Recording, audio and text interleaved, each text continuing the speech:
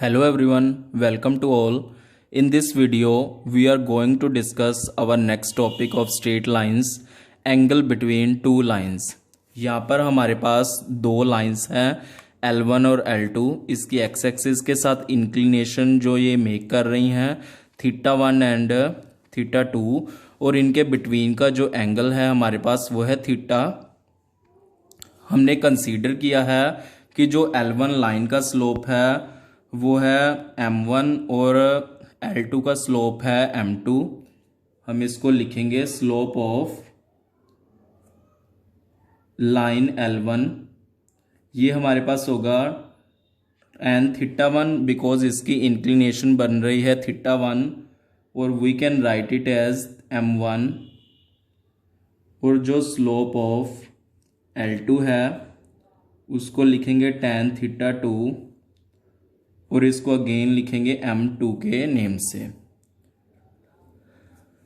यहाँ पर हम देख सकते हैं कि जो हमारे पास ये ट्रायंगल बन रही है इसके बीच में अगर हम ये tan थीटा को लिखें बिकॉज ये एक्सटीरियर एंगल है, इसको हम लिख सकते हैं sum of the interior angles. यानी कि हम लिखेंगे θ1 is equal to θ2 plus theta. Exterior angle is equal to sum of the interior angles और यहाँ से हम अपनी थीटा की वैल्यू निकाल लेंगे. ये बनेगा θ1 minus θ2 by taking tan both side we get. Right side पे हम tan a माइनस बी का फॉर्मूला अप्लाई करेंगे जो है tan a माइनस tan b over 1 plus tan a tan b.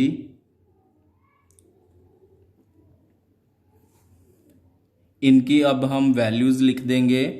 ये हमारे पास बन जाएगा m1 बिकॉज इसको हमने m1 लिखा है और ये m2 divided by 1 plus m1 m2. सो ये हमारे पास रिलेशन आ गया tan थीटा का. यहाँ पर हम देख सकते हैं बिकॉज ये एक लीनियर पेयर बन रहा है. अगर ये एंगल थीटा है तो ये एंगल होगा 180 माइनस थीटा यानी कि पाई माइनस थीटा. अगर हम इसका दूसरा एंगल ये भी फाइंड करना चाहे तो थीटा को हम सिंपली पाई माइनस थीटा से रिप्लेस कर देंगे. सो ये हमारे पास आ जाएगा पाई माइनस थीटा. जो tan 180 माइनस थीटा होगा हमारे पास वो क्या आएगा. सो इसको हम लिख लेंगे simply m1 minus m2 divided by m1 m2. Again इस स्टेप को सोल्व करेंगे अगर हम तो जो ये इसकी वैल्यू आएगी नेगेटिव ऑफ थीटा आएगी. सो हमारे पास जो इसकी नेक्स्ट वैल्यू बनेगी वो आएगी.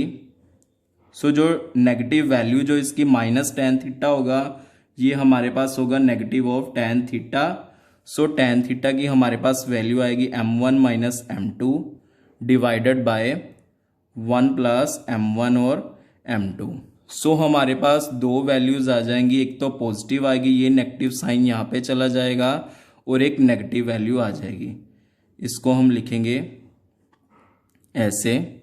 सो पॉजिटिव नेगेटिव वैल्यूज का मतलब है कि जो हमारे पास एक तो एंगल अक्यूट होगा और दूसरा एंगल होगा ऑब्ट्यूज एंगल होगा जो कि मोर देन 90 डिग्री होगा. सो हमारे पास दो एंगल हम फाइंड कर सकते हैं. सो अगर हम इनका रिजल्टेंट लिखे दोनों स्टेप्स का सो बाय फ्रॉम 1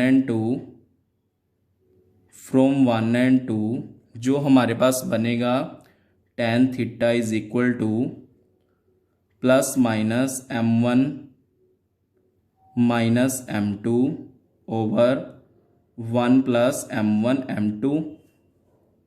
ये हमारे पास दो वैल्यूज़ थी. सो इसको अगर हम लिखें तो अगेन अगर हम पॉजिटिव नेगेटिव को मिलाकर लिखें तो हम इस वैल्यू को मोड में लिख सकते हैं m1 minus m2 over 1 plus m1 minus m1 m2. सो ये हमारे पास रिलेशन बन चुका है एंगल फाइंड करने के लिए between two straight lines. tan θ1 is equal to modulus of m1 minus m2 over 1 plus M1 M2। यहाँ पर हमारे पास दो वैल्यूज़ आएंगी जिसमें एक एंगल होगा वो अक्यूट होगा और दूसरा एंगल होगा हमारे पास ऑब्ट्यूज होगा। सो अब हम एंगल्स के लिए नेक्स्ट कंडीशंस देखते हैं। अगर हमारे पास टू लाइंस पैरेलल हों तो उसके लिए हमारे पास स्लोप्स का क्या रिलेशन आएगा। अगर कोई दो लाइन पैरेलल होंगी सो ऑब्वियस है जो इनके बीच का एंगल हमारे पास होगा वो होगा 0 डिग्री।